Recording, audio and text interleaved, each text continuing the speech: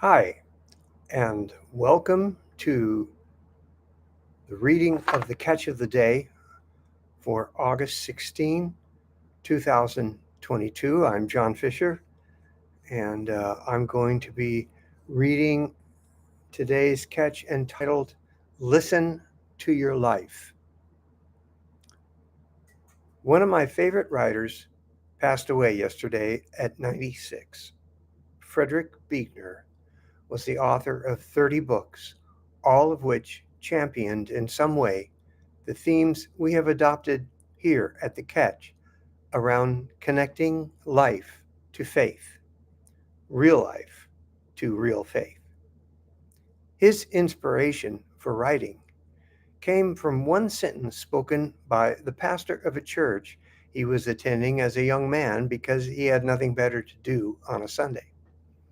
The statement that struck him was, quote, Christ is crowned in the hearts of those who love him and believe in him amidst confession and tears and great laughter.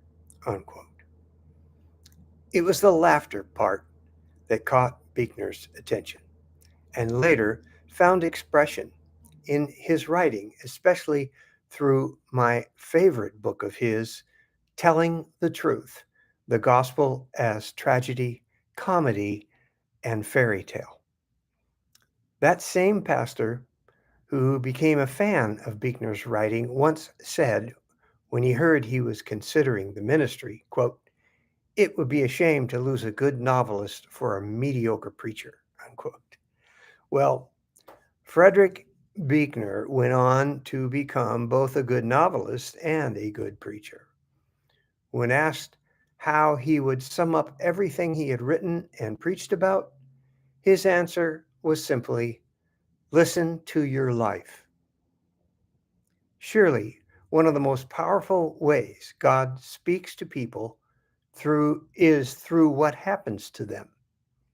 Thus, the importance of everyone's story. How has God spoken to you through your life? What has he said? Think about your life. How has he said it?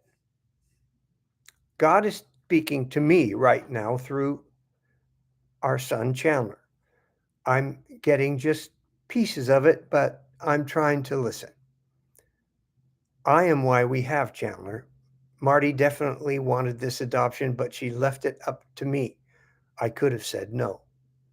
But when I met his birth mother and saw Chandler in her womb, I knew he was ours. There was no doubt. I can't say I've always been so sure since, but that's just because I haven't been paying attention. So now I must listen to my life to find out what God is saying to me. And that means listening to Chandler. All along, I've been thinking about what I'm supposed to be telling him. Now I've got to realize what he's telling me. A big part of listening to my life, and thus listening to God, is going to be through listening to Chandler. How about you?